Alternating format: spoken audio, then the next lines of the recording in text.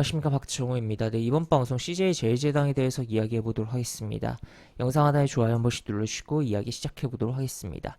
네, CJ 제일제당 어제 굉장히 강한 흐름 보여줬던 대형주다라는 거 체크를 해볼 수가 있겠는데 그런 가운데 오늘 같은 경우는 흐름이 좀 저조했어요. 그래서 좀 굉장히 실망을 가질 수도 있는 흐름이었습니다만 한번 살펴볼 필요성이 있다라고도 볼 수 있겠습니다.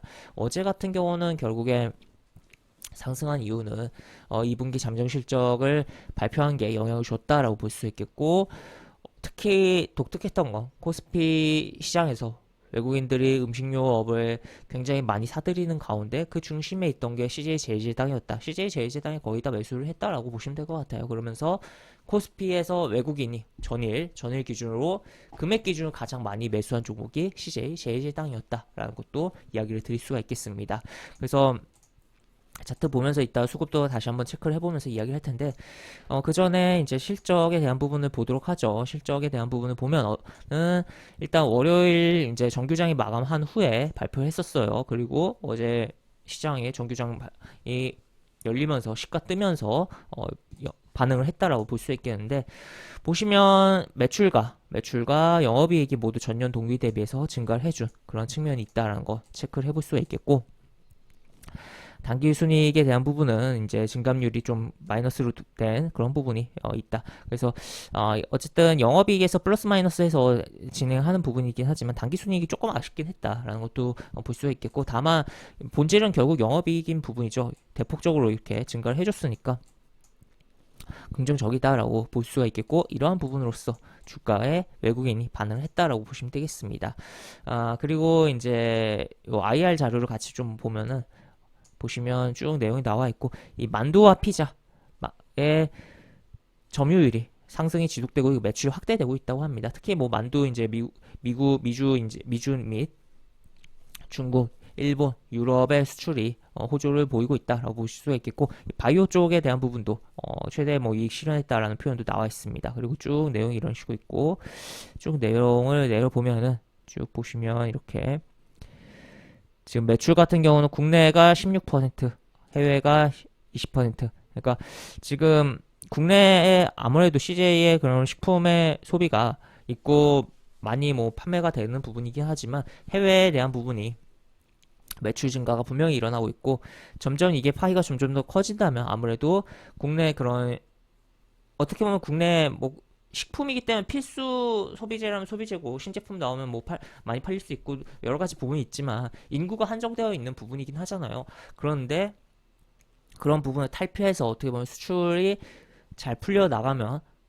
매출에 대한 성장성에 대해서 약간 이 식품업이 이 음식료업이 좀 성장에 대해서는 조금 거리가 있는 그런 약간 올드한 사업으로 좀 비춰지지만 가장 기본적인 그런 비즈니스라고도 볼 수 있는 거잖아요. 의식주 중에 어떻게 보면 사람이 사는 데 있어서 그런 가운데 이렇게 해외의 그런 부분을 증가시켜 준다면 아무래도 성장에 대해서도 생각을 해볼 수 있겠고, 실제로 이렇게 진행이 되고 있다는 것도 볼 수 있겠습니다. 그다음 쭉 뭐 내려보면은, 지금 쭉 내려보면 지금 여기 중간에 뭐 성과금을 좀 많이 지급을 했었나 봐요. 그래서 뭐 그런 거 보정을 했다라는 부분도 있고, 하여튼 뭐 잘 진행이 되고 있다라는 거 체크를 해볼 수 있겠고, 시장 니즈에 부합한 핵심 제품, 신제품 뭐 확대하고 있다, 뭐 이런 표현들이 나와 있고, 결국 IR 자료라는 게 본인들 뭐 팩트를 기반으로 해서 최대한 뭐 회사가 좋다라는 걸 이야기하는 거기 때문에 그 부분은 고려를 하면서 봐야겠지만, 이런 수치들은 자세히 보면 도움이 된다라는 거 보실 수가 있겠습니다. 그래서 바이오 사업 뭐 긍정적인 게 나와 있고 쭉쭉 내용이 나와 있습니다. 그래서 이러한 부분을 좀 보시면 아무래도 딸랑 요거 보는 것보다 요 IR 자료까지 보면은 분명 이해하시는데 분명 도움이 된다라고 볼 수 있겠고, 지금 제가 좀 주목을 하면서 좀 보여드리려고 하는 거가 어딨나요? 일단은 여기 보시면 일단 미주 식품 동향 뭐 이런 것도 체크를 해볼 수가 있겠고, 쭉 내려보겠습니다. 일단 3분기 전망 먼저 여기 나와 있으니까 이것부터 보죠. 지금 밑에 나와 있는 것 같아요. 지금 일단 영업이익률 8% 내외 전망이 되고 있다라고 이야기가 나와 있는데, 지금 이 비용 원자재 부담에 대한 비용 압박이 이어지겠으나라고 표현이 나와 있어요. 하지만 결국 그거를 판매 가격에 전이를 하면서 가격들을 올려놓은 것들이 있죠. 근데 지금 글로벌 이 식품에 대한 가격에 대한 그런 선물이라든지 가격이 분명 꺾였습니다. 꺾였고 우크라이나 곡물 수출이 배가 출항을 하기 시작을 했고, 그렇다면 가격 올려놓은 것들은 분명 있기 때문에 원자재 값 떨어졌다고 안 내리잖아요. 그리고 올릴 때 더 원자재 값 부담보다 더 많이 올리게 되기 때문에, 그렇다면 마진율이 좋아질 거라는 거죠. 그러면 일단 회사 측에서는 영업이익률 8% 내외를 전망했지만 이것보다도 좀 3분기 그리고 4분기 서프라이즈 나올 가능성도 생각을 해볼 수 있지 않을까 저는 생각을 합니다. 그래서 이런 식량 가격이 그 원자재 가격이 얼마나 떨어지는지 그런 것도 좀 생각을 해보면 좋다라는 거. 그래서 많이 떨어질수록 마진율이 좋아질 것이다 라는 거 체크를 해볼 수 있겠고, 그 다음에 보면 여기 있네요. 여기 슬슬 나올 것 같은데 제가 보여드리려고 한 게 보시면 여기 있습니다. 지금 여기 순차입금 비율이 17년도에는 이제 100%가 넘었어요. 그리고 줄어들었는데, 코로나를 겪은 부분도 있고, 여러 가지를 고려를 해봐야겠지만 조금 증가를 했습니다. 비율적으로 76%로 증가를 했는데, 여기서 생각을 해봐야 될 게, 물론 지금 이러한 증가가 뭐 단순하게 일부 기사에서는 재무 구조가 좀 안 좋아졌다라고도 뭐 표현합니다만, 저는 조금 생각이 다르게 됩니다. 물론 분명 객관적인 수치적으로는 분명 나빠진 게 맞지만 이러한 부분이 결국에 왜 증가했을까라는 부분을 고민을 해봤을 때 결국 해외 그런 판매망을 넓히는 과정 속에서 뭔가 이제 투자가 진행되면서 이렇게 차입에 대한 비율이 증가한 거 아니냐라고 좀 추정을 해볼 수가 있는 부분이다라고 볼 수 있겠고, 실제 그런 부분은 이제 분기 보고서가 나왔을 때 현금 흐름에 대한 부분을 분석을 해보면서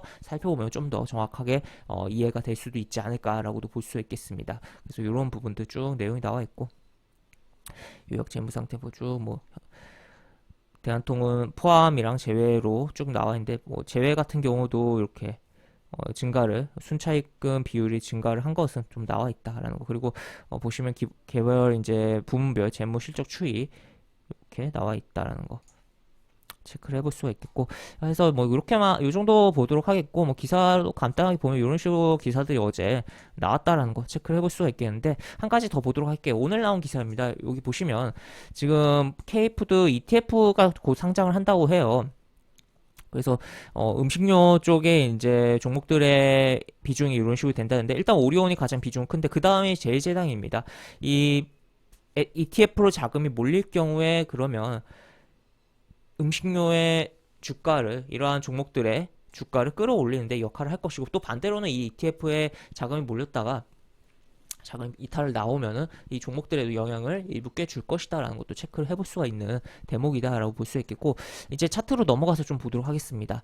차트로 넘어가서 보면 일단은 어제 외국인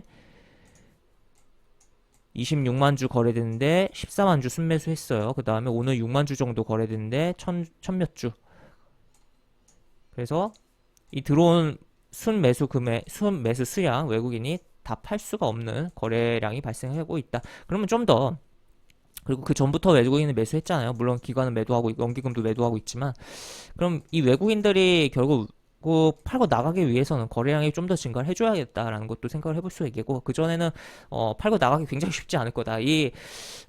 외국인과 기관 투자자의 굉장히 큰 단점 같은 경우는 자금 사이즈가 있기 때문에, 아무리 우리가 생각하기에 굉장히 큰 대형주고 유동성이 풍부해 보이는 대형주다라고 해도 어지간하면 삼성전자를 제외하고 우리 증시에 있어서 투자를 했을 때 매수하는 것도 만만치 않지만 매도하고 나가는 것 자체도 굉장히 만만치가 않습니다. 그래서 특정한 굉장히 큰 이벤트가 발생해서 시가가 높이 뜬다거나 그럴 때 대량으로 던져야 된다거나, 아니면은 차근차근 주가가 충분하게 움직인 다음에 물량을 정리하는 그런 측면이 있기 때문에, 이제 비록 대형주에서 크게 이렇게 움직였을 때, 변동세가 확대되면 움직였을 때는 조금은 어떻게 보면 고점에 대해서 생각을 해봐야 될 여지도 분명 있지만, 오히려 이제 시작인 거 아닌가라고 생각이 들고, 다만 이제 여기 이런 매물들은 다 제꼈지만 여기 앞에 매물은 분명히 자리하고 있는 상황이다. 그래서 적당하게 조정을 잘 주고 움직인다면 일단 44만 원에 대해서는 일단 한번 터치해주고 왔다 갔다 해주는 흐름에 대해서 좀 생각을 해볼 수 있지 않을까라고 생각되는 그런 부분이다라고 볼 수 있겠고,